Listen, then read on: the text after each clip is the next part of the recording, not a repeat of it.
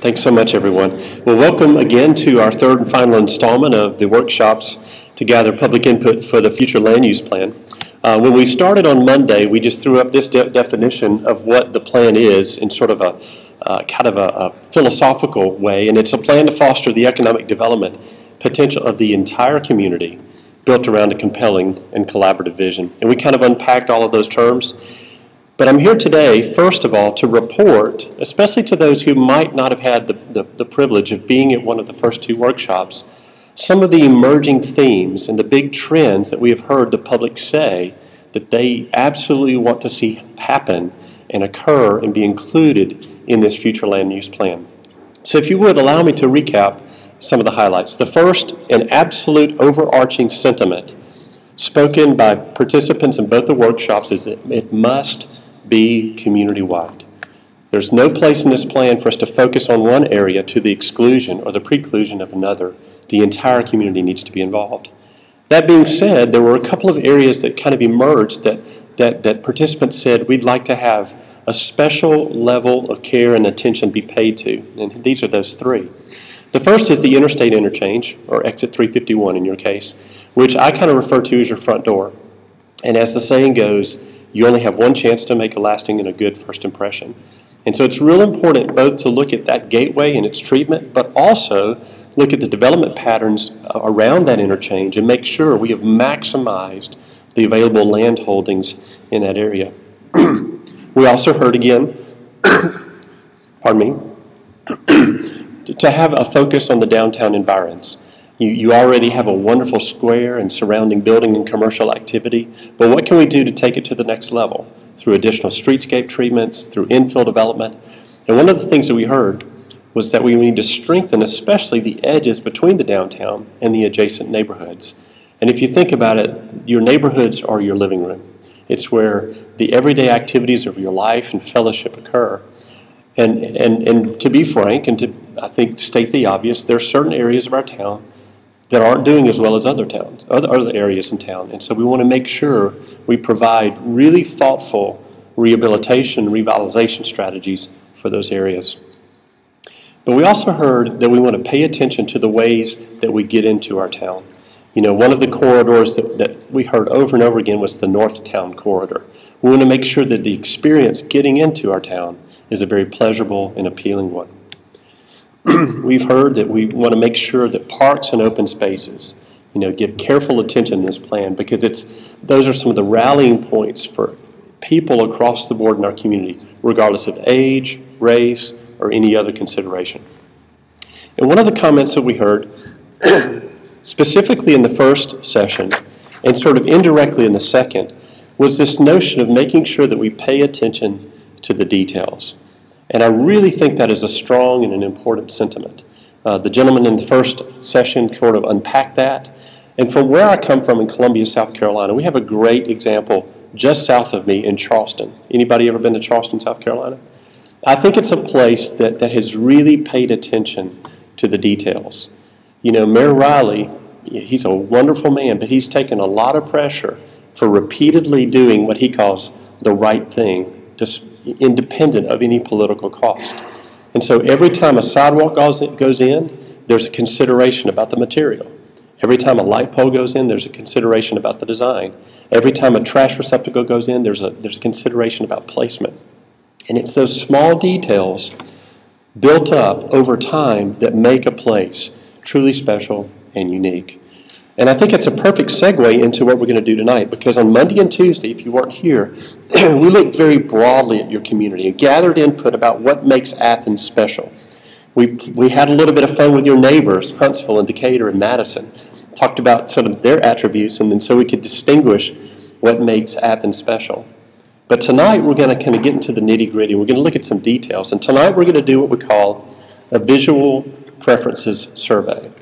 And we're going to look at 25 categories of issues that pertain to design and planning, and we're going to allow you to have a vote in the process, quite literally. And you're going to get to vote two ways. But let me illustrate how it's going to work. Each of you should have in your possession a survey that looks something like this. And what's going to happen is you will see a slide that has an issue. And up until this afternoon, this was the slide that I was going to use. And I was going to have you pick your preferred image of these 4 shots I took in London, of the one that you think captures the essence of London the best. But then I got to thinking about where I was, and I thought, I've got a better idea. So instead of the issue being select your favorite London photo, the issue now is going to be select your favorite Saturday religion. Okay. So this is what you're going to do. Show of hands, who would vote in favor of A? Who would vote in favor of B? Who would vote in favor of C? You better be quick with your hand. Oh, there we go. And how about D? We got a volunteer in the crowd. Okay, cool. So here's how it's going to go. So the first thing that you're going to do when we put up an issue is you're going to vote A, B, C, or D. And you're simply going to select your favorite image as I describe some of the characteristics of what you're looking at. Now in this case, obviously, you would just select your school of choice. But the second vote is going to be equally important, and that's where we talk about the priority. So let me illustrate in this next slide how you will vote here. You're given a scale of 1 to 10, and I want to find out from you how passionate you feel about the image that you just voted on. So a number between 1 and 3 or 4 would be something of nominal importance. You know, between 4 and 7 it's important, but 8 and 10 it's like, man, this is really important. Now here's the problem. If we were to stop right here, what would happen? Everybody would vote 8, 9s, and 10s for everything. And what we need is to have a true sense of priority so we can get a sense of what you're truly passionate about. So now we're going to add a second layer to this scale. There's no guarantees. In other words, we're not saying this is going to happen, but I want you to use this filter to help you truly regulate your vote. So if you vote between 1 and 3, it's like, I don't want y'all to spend any money on this issue. You know, if we get it, fine. If we don't, we aren't going to worry about it. It's a low priority. We can wait until it comes about. Okay? So in other words, let's say you're an Alabama fan, but you happen to be a tolerant Alabama fan. All the Auburn people say there's no such thing. But basically, you know, you would vote 1 to 3 for Alabama by saying, I like Alabama, but I don't really care if you pull for Auburn. All right? If you vote 4 through 7, you're saying using a combination of strategic funding, city staff and labor, very nominal taxation, this is important to me. And what that feels like compared to the colleges is Alabama says to Auburn, or we'll do Auburn this time, Auburn says to Alabama, no, I would really prefer most of the signage in town to look like War Eagle and not red and white, okay? But critically important means I am so passionate about the importance of this issue in our community, I'm actually willing for you to raise my taxes. Again, I'm not saying that's going to happen. All I want to get at is, are you willing to put your money where your mouth is? Now, what that would mean is the Auburn folks would be able to vote at 8, 9, or 10 and preclude any appearance of red and white in the town, and every sign would say War Eagle on it. Get it? So that's the scale, 1 to 10.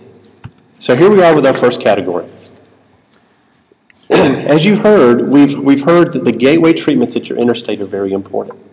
So I'd like for you to vote your preference on one of these 4 images. And allow me to sort of describe some of the key features that you see in each of them. In A, what we have is a sign that's constructed. It carries the city's name on it. It might have some whimsical saying on it, you know, some sort of catchphrase. It's surrounded by some landscaping. And that it basically resides sort of in the body of that interstate exit. B has something a little bit more constructed to it, maybe a big retaining wall, a brick or stone, and then your name would be on it, and there'd be some landscaping in it. Be just kind of a larger, more monumental, sculptural stone retaining wall in the exit. C, instead of something built like that, we would prefer there just to be wildflowers of lots of different colors, and that would be the thing that grabs motorists' attention. And then D is, we prefer a natural landscape, but we need something significant to make an impact. So we'd like a major water feature. So what I would like for you to do right now is vote your preference between A, B, C, or D. One comment to help you. If you see something and it's almost right, but if it had one more thing it would be perfect, we have a space out to the right that says additional comments. So feel free to jot a note and say, I want a combination of A and B. But for now, go ahead and vote on your preference. A, B, C, or D. And now, more importantly, give it a sense of priority between 1 and 10. How important is this plan addressing this interstate gateway to you?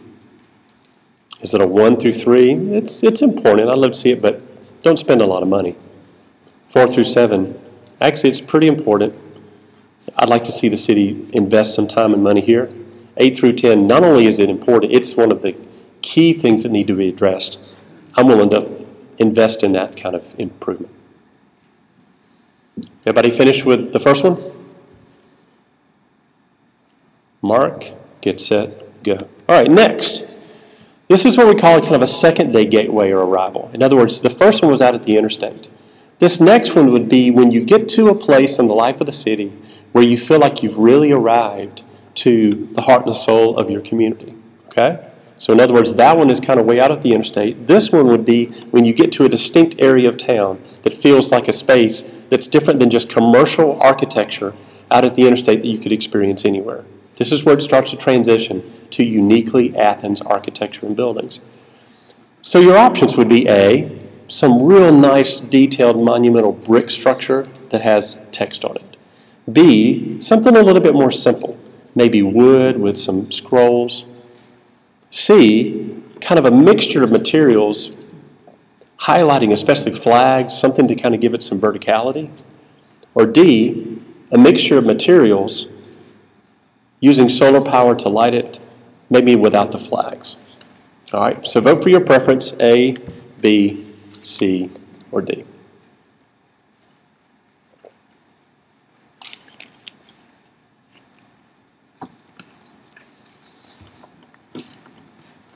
And there will be no hanging chads. And now give it a priority between 1 and 10. How important is this secondary gateway to you in terms of the overall consideration in the plan?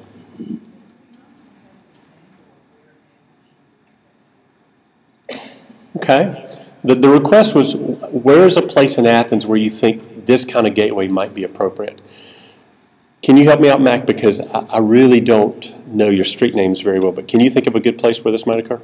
Well, for example, if we're traveling north on Jefferson Street, entering into Athens. Perfect, yeah. That's a pretty big transition over into a portion of town that's very, very different, and it has its own identity that it speaks to the identity of the community. Or if you were entering into a particular neighborhood, let's just say Coleman Hill, traveling down Browns Ferry Street, going up the hill into that neighborhood, what would you like to see at the entrance to the gateway of that neighborhood? Yeah. I like your first example a little bit better because I think coming from like your office up Elm Street, it feels very agrarian and agricultural. But once you turn onto Elm or to Jefferson, it feels very different. And so I think that would be a good instance of where this might occur. All right, so next is thoroughfares. And this is the treatment of the roadways and the corridors that connect from the interstate into your downtown. So in your case, it would be 72 and 31, places like that. And so what I've chosen to do here, instead of showing you 4 different ones, I've just showed you 4 different treatments. And so let me just unpack these. And in the first one, all we did is we placed banners on existing light poles. That's all we did. In B, in addition to putting banners on existing poles, we also planted street trees, kind of ever so often between the poles. In C, we not only did those things, but where possible, we buried the utilities and we put up vintage light poles. And in D, we not only did those things, but any new architecture, we built it up closer to the street. Okay? So all I'm asking you here is basically a scale of improvements. What degree are you comfortable with? Do you want the Cadillac in D or something simple like A and B?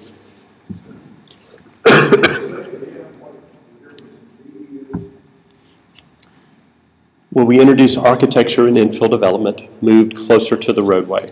We also include, where possible, medians in the middle of the road.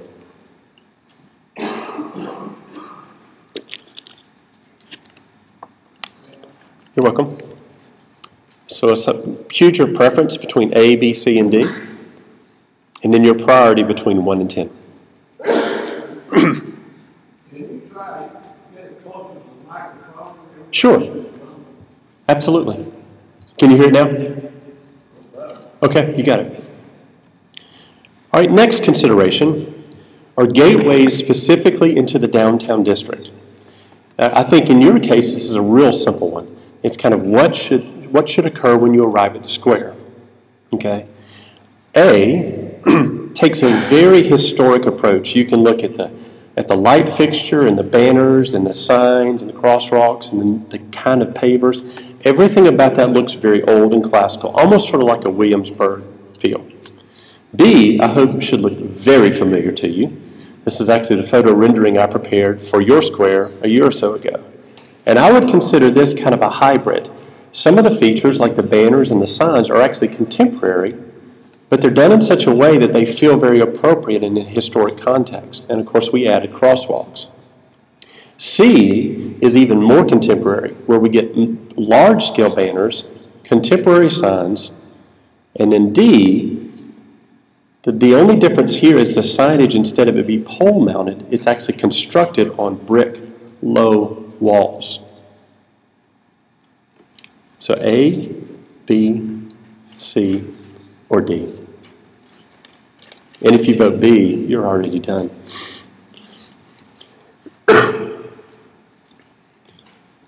And then please assign that a priority between 1 and 10.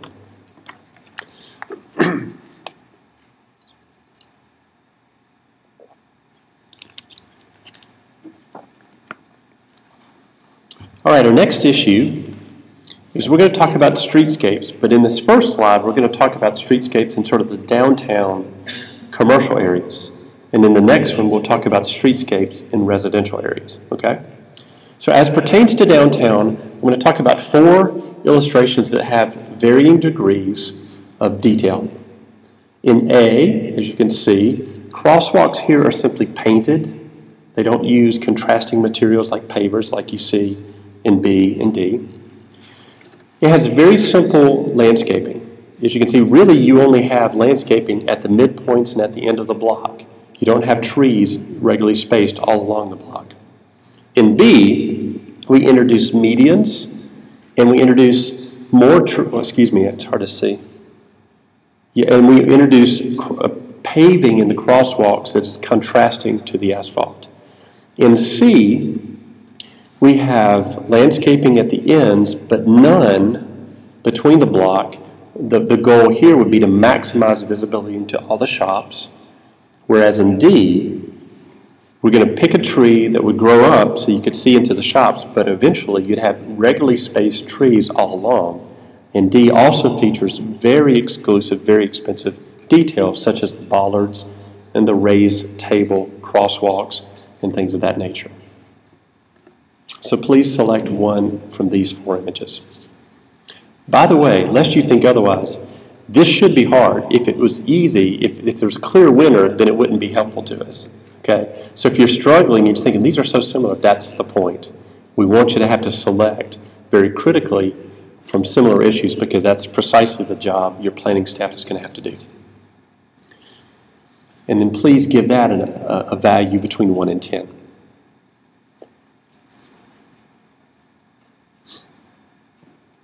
Everybody ready to move on? Okay, now let's move to the residential neighborhoods. We've heard a lot in our communities, in our input meetings, we want sidewalks. We want sidewalks everywhere in all of our residential neighborhoods. So here's a couple of different ways to do sidewalks and streetscapes in residential neighborhoods. In A, we're going to put the sidewalk right beside the street. Okay, and then the yard leads up to the streets, and there's no on-street parking. In B, we're going to separate the sidewalk slightly from the street with a grass-planted strip where the trees are, but there's still no on-street parking. In C, we're going to separate the sidewalk from the roadway, have a planted strip that's pretty generous, and then the buildings are way far away, and there's on-street parking. And in D, FYI, the street I live on, we have on-street parking, a small grass planter strip where the trees reside, and then a small setback or yard to the buildings that are closer to the street.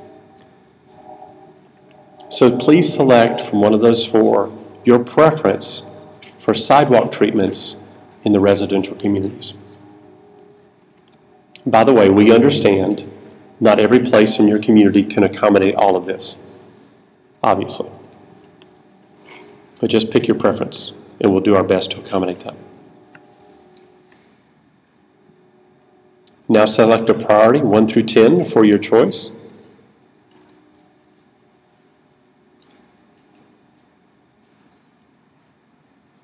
And now let's move on. Are we ready to move? Okay. Now let's talk about architectural character, specifically in the downtown. Another way people refer to this would be infill design. In other words, what should new buildings look like that are placed in a historic context? Option A is let's try to build new to make it look as if it's old.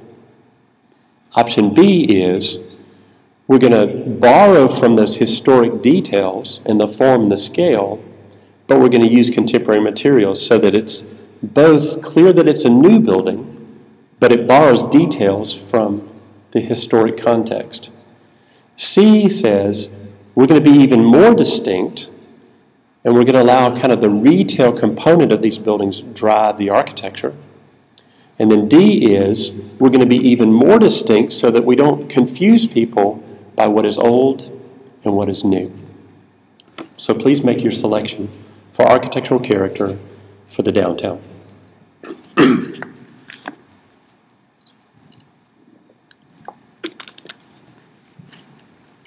And then please assign it a priority.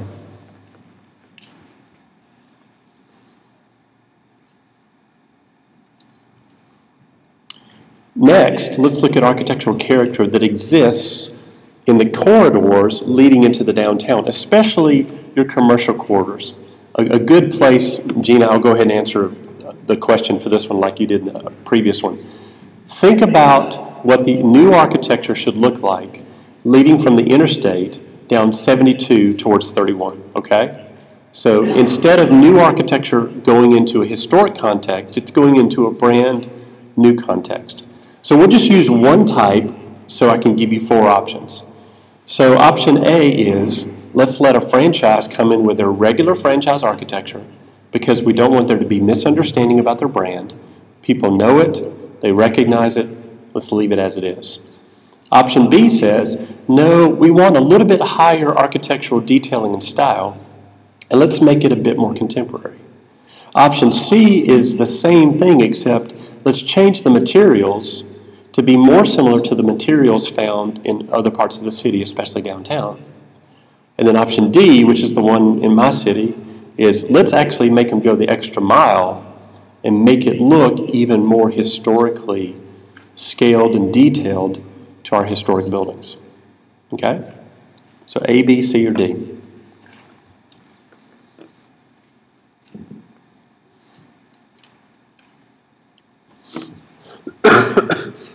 And to just give a bit of commentary, / opinion, / sermon, / soapbox, if a major retailer or a franchise like this approaches you about a site in your town, trust me, they have already done their market analysis. They know they can make money in your place. You have some leverage to get what you want. You don't have to settle for the first thing that they show you from their blueprints, okay? This is one of my favorites. And John, do you recognize the first one? That's the new infill development building in Old Town, Clinton, that sort of connects between MC and Old Town. So this architectural character is what should new architecture, especially commercial architecture, look like that is placed in our corridors that connect and run through our residential areas. So let me give you a good example of where this might be. To me, a good example would be at the intersection of Washington and Hine. All right, it's where the new fire station is, and there's an empty lot, you know, at the same corner across the street. So what might architecture that's going to be of commercial nature look like there? Because it's really a part of a neighborhood. It's not a part of a downtown. So A says, let's try to pick materials and forms that kind of blur the line. It's partly residential, but it also looks kind of commercial. B is we pick forms that are a bit more residential in nature, at least their shapes, but the materials might not look like the houses that surround them. C says we picked forms that are very clearly and obviously drawn from residential, but we're using materials like a metal roof that's going to make it look a bit more commercial. And then D is, no, we actually build houses that are houses, but they house, they inside are retail uses, okay? A, B, C, or D.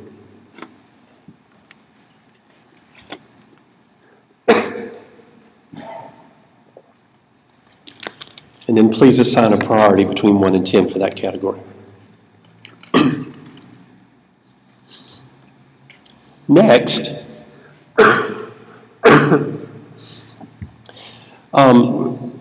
in many ways, the days of the traditional strip center have changed and evolved. And now, whenever those kinds of development come in, they're typically referred to as mixed-use commercial development. Because it still occurs, but typically, in addition to having retail use, there's also typically additional uses like office space and things of that nature. Before you are 4 different examples of how this might look. Help me out with a location in your town where kind of a mixed-use commercial development might occur. Well, let's see. I know we have a lot of vacant land near the interstate. There you go. They supply for an open air type shopping. Okay, cool. So in A, this is kind of what's typically referred to today as the town center model. And it's basically an outdoor mall where you have a assemblage of a bunch of different buildings with a traditional main street. You come and you park and you walk, and basically it's set up to be sort of a faux village or town, if you will. B has similar architecture, but in this case, it's more all in one. As opposed to a bunch of separate buildings, it's really just one big one, but you treat the architecture so it looks like different buildings, and in this case, a bit more traditional or historic. Whereas in C, it's the same kind of construction all in one with different shops and different uses, but the architecture is a bit more similar and a bit more contemporary. In D, we push the envelope even further to be even more contemporary so that there's no mistake about what is historic and what's new in our community. So please select A, B, C, or D.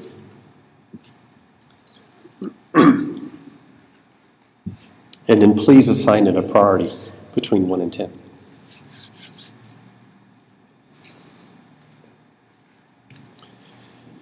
Okay, we've heard a lot about apartments or high-density residential.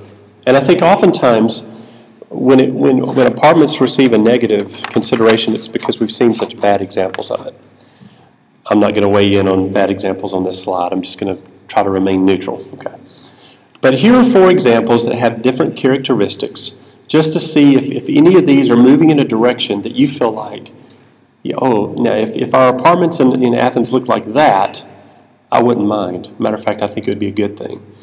So A is sort of, I'm not going to give the kind of the technical architectural term, but it's kind of this layering of materials so that they aren't just sort of very flat. And we're going to use primarily contemporary materials, bricks and stuccos, to achieve our effect. B is similar, except we introduce more residential forms and we introduce bursts of color to kind of break up the monotony. C is a little bit more understated, kind of looks a little bit more like a dorm, if you will, kind of that simple approach. Whereas D takes a far more contemporary approach of being taller, having a lot more balconies and kind of penetrations, and it's truly a mixed use. Here you might not even be solely apartments. There might be commercial uses on the bottom floor and apartments above. And by the way, I understand I could have shown 1,900 examples, but just based on these 4, give us a sense of your preference in terms of style.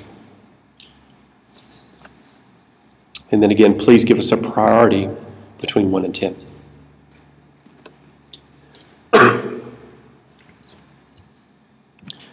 Next, there are probably going to be opportunities where you want to just plop down professional office space, okay, as opposed to retail or residential uses. And in those instances, what kind of architectural character would you prefer? A is more of a traditional approach, kind of fit in either in a neighborhood or downtown. B is a little bit more of a contemporary approach, even has roof gardens and fun things like that.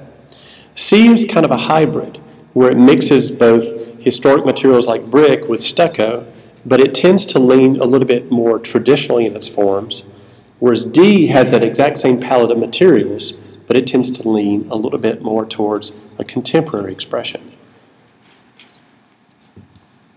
So A or B, solidly traditional or contemporary, or C or D, hybrid. One leans historic, or traditional, I should say. The other leans contemporary.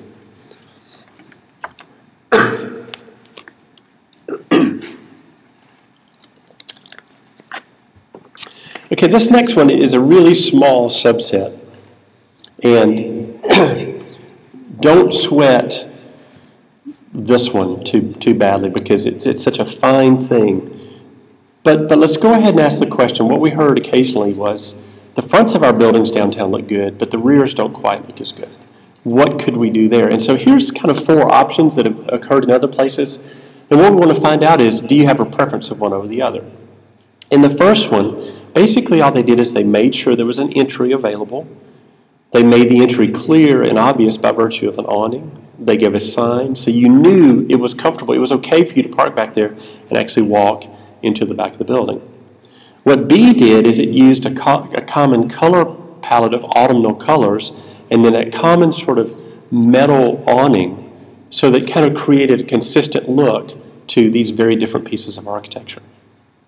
Now what C did is very similar to A, with the only addition is it added additional landscaping to create a uniform edge to the back of all the buildings. In other words, we used that to give a common alignment to all the buildings. And D, what they did is that they actually erected a wood lattice screen. The light wood color concealed all of the electrical equipment, and the brown concealed all of their air conditioning units and their trash receptacles. So in other words, in D, they didn't really care or worry with the architecture. They just concealed it all behind lattice. So please select one of those treatments that you feel like might be a good strategy for the rears of buildings in Athens.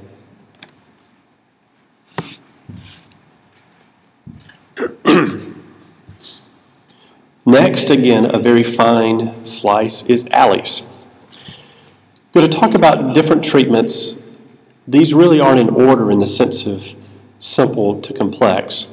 But what A does is we treat an alley almost like a secondary street. We treat it in such a way that if a car or an automobile had to go down, it could, but it's designed at a scale that's primarily for the pedestrian. Whereas B and C, there's no mistake. This is solely for the pedestrian, and we add landscaping to each side. One's a little bit more organic, C is a little bit more rigid. Whereas D says this is almost like an outdoor space. We want to treat it so that you can't even tell between the sides and the rears of the buildings, because the textures look very similar to the fronts and the sidewalks. So just out of curiosity, pick your preferred alley treatment.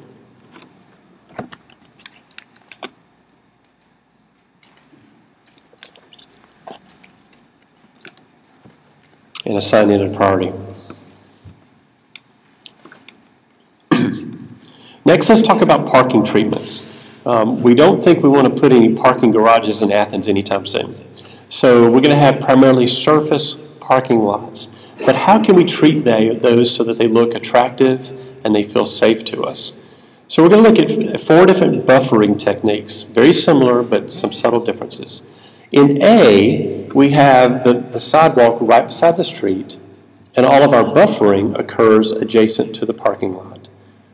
B, it's almost A has grown up, but the only difference is we separate the sidewalk from the street with a grass strip. In both A and B, the trees are internal. C is similar, except now we're going to put both the buffer and trees along the perimeter, and we're going to introduce kind of, shall we say, fancier sidewalks.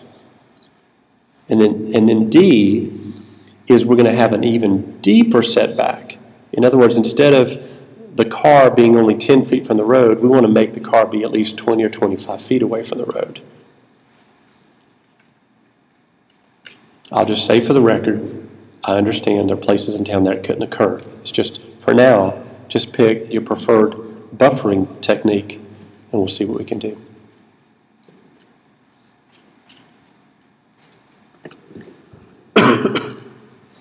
Parks and open spaces. The first is A and B. Is your preference for additional parks in Athens to be more on the scale of A, where we take advantage of little pockets of space that are left over, buildings aren't there, and we develop small parks and plazas to make those areas look attractive? Or B, no, we really need places where we're putting in full-blown parks, have walking trails, something for all ages, playgrounds, pavilions. Or C, we want it to be sort of a downtown urban park with lots of hardscape and fountains. Or D, we want primarily active, playground-oriented, accessible playgrounds. And I know I was mean to you on this one. I'm making you choose. But by the way, this is probably a good place. It's like, I want B and D, or I want A and C. Feel free to do that and just make a comment in the notes. But what we're really after here is the type of park that you think Athens needs the most, and assign it a priority. We heard a lot about connections and trail systems in town. And what we mean by this is both sidewalks, but especially the areas in town where you have trails already. And I know you have future plans to connect those trails into an even broader system that can connect your entire community. And so the question here is, if you were given a choice or a palette of materials for those trails, would you prefer them to be A, kind of impervious, B, just simple asphalt, C, concrete but maybe trimmed with some brick, or D, treat them more like just a regular sidewalk everywhere?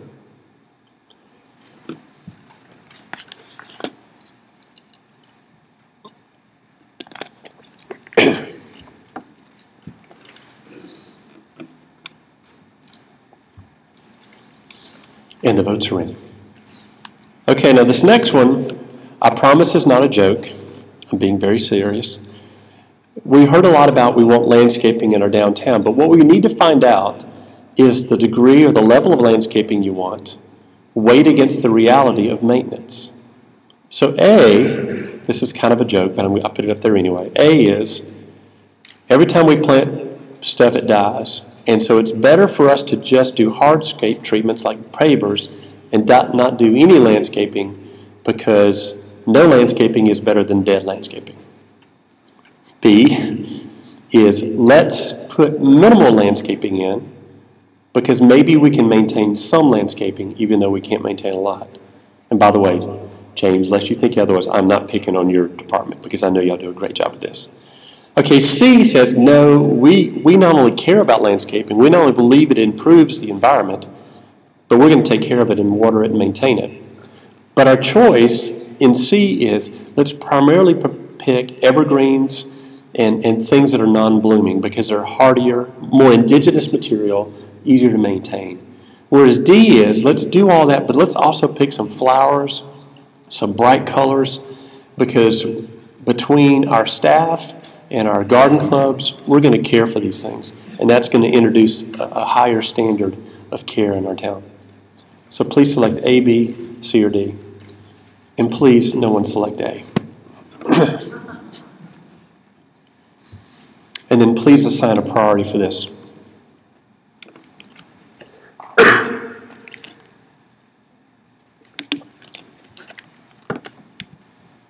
Okay, next, now let's talk about some details. And this is a great example where you may want to have a comment like, I love the style of bench B, but I don't like the color. Don't worry about that. Let's just talk about style. So first, we want some insight into street furniture, specifically benches. Bench A, of course, is a very traditional form, harkens back to the old days. It's wood with wrought iron ends. B has a traditional form, but it's done out of contemporary materials. In this case, it's actually plastic. C is kind of a contemporary expression of that. It's kind of a basket weave, but it's done out of coated metal. And then D is a custom-made bench made by an artist, done locally, speaks to something specific or unique about our community. So historic form, but contemporary materials, contemporary expression, or custom, A, B, C, or D.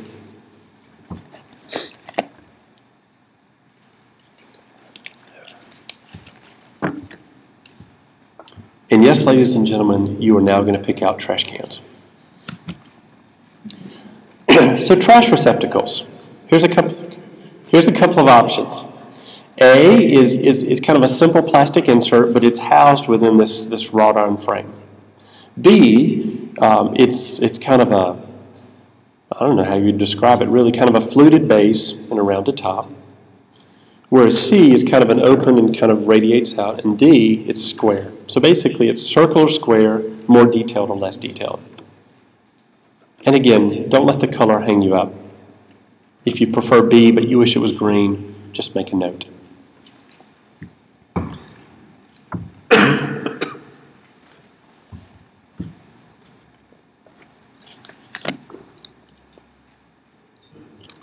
Okay, street furniture, vintage light poles. A quick caveat. There are probably two factors that are already going to make some of these decisions for you, either because of a precedent of a pole you've already used, or in some cases if you're getting the poles from a power company with a limited selection. So understand that might drive this decision. But all things were equal, you had your choice. Would you prefer A, which uses a concrete pole with a traditional acorn fixture, B, a metal pole with a fluted fixture, C, a metal pole, but instead we want the fixture to look a lot more historic. This is Charleston, kind of a gaslight appearance.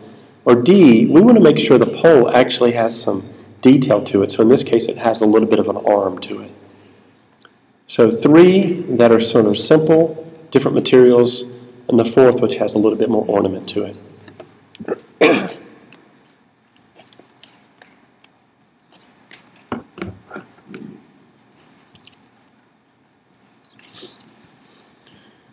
And by the way, there's a huge door prize. Allison filled out this survey earlier, and whoever's survey matches her answers the most wins a massive door prize. I'm just kidding. So, okay, here we go. Public amenity sculpture. Now we're going to have some fun picking highly subjective things. So let's say we would love to see in the future the presence of much more public art. So let's just categorically, would you prefer to see A, pieces that have more human characteristics? You know, you've seen the guys on the benches in Indiana where the businessman's sitting with his briefcase open, or in this case, these kids sitting on the dock fishing. Something that's a little human in its characteristics. It could even feature prominent historic people from Athens. B, no, let's be a little bit more eclectic, and let's be contemporary and be a little bit edgy and modern. C says, we don't mind being contemporary, but we want the materials to be very fine, in this case, stainless steel. Or D, we want whimsy, okay? By the way, this is a piece in my town. This is the world's largest fire hydrant. And there's usually a car parked in front of it that pretends it hits it and it spews water all day long. So, human characteristics, contemporary edgy, contemporary refined, or whimsical pieces.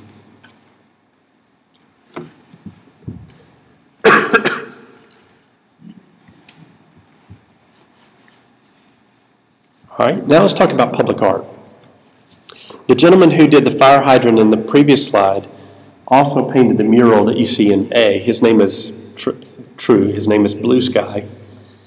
And the moon that you see in that photograph is created through the insertion of all these fiber optics through the wall. The point I'm making is at night, this was so realistic that cars kept running into the wall.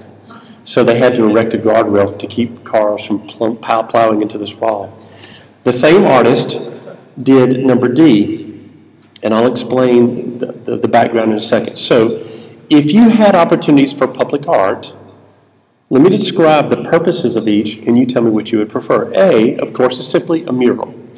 And its purpose typically is to take sort of the blank canvas of an available building and put something of interest on it, whether it features a whimsical scene, a historic scene, people, but that's its purpose.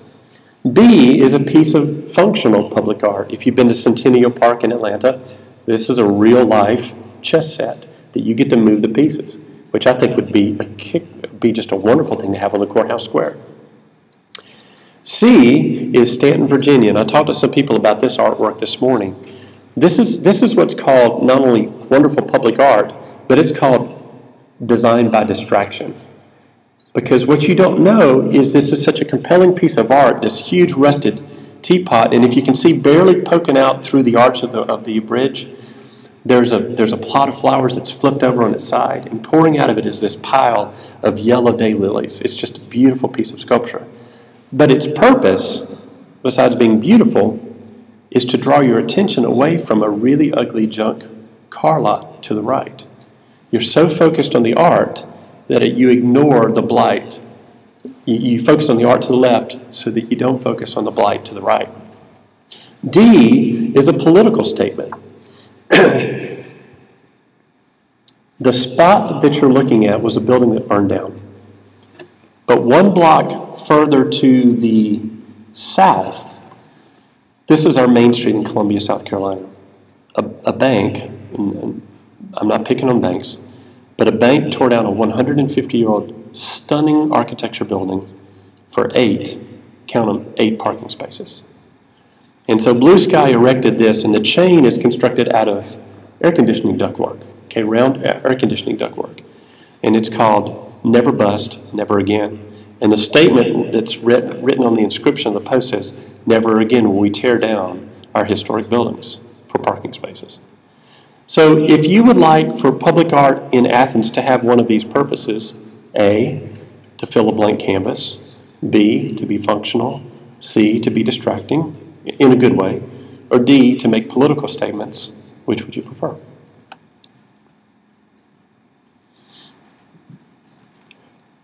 And wouldn't you like for your name to be Blue Sky? Okay, next, and this is completely arbitrary. We are not proposing a bunch of towers in your town. The question is simply those, but if we should, if we feel like there's a place in town that could benefit from a vertical element, to draw your eye or whatever, would you have a preference between A, something that's a bit more sculptural, to B, something that's a bit more traditional, to C, something that's a bit more contemporary, or D, something that's a bit more classical?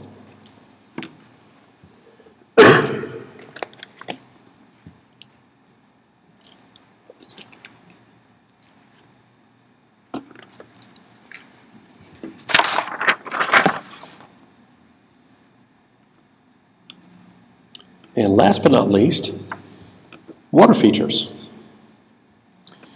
If we could place some water features at various parts of our town, do you have a preference based on them either being A, more traditional in character, B, kind of a custom approach? In this case, it's just a square built out of indigenous materials, kind of a wishing well approach, or C, kind of a splash pad that provides activity for kids, or D, as part of more of a plaza approach in an urban setting.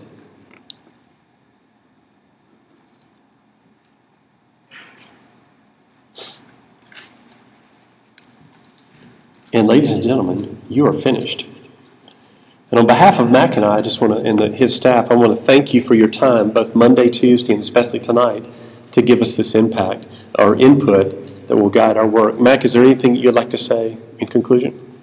No, other than thank you, County, thank you for your input over the last 7 nights. We will be working throughout the remainder of this year with the Planning Commission to draft our planning plan. By state law, they are the body that is being approved adopt those plans. So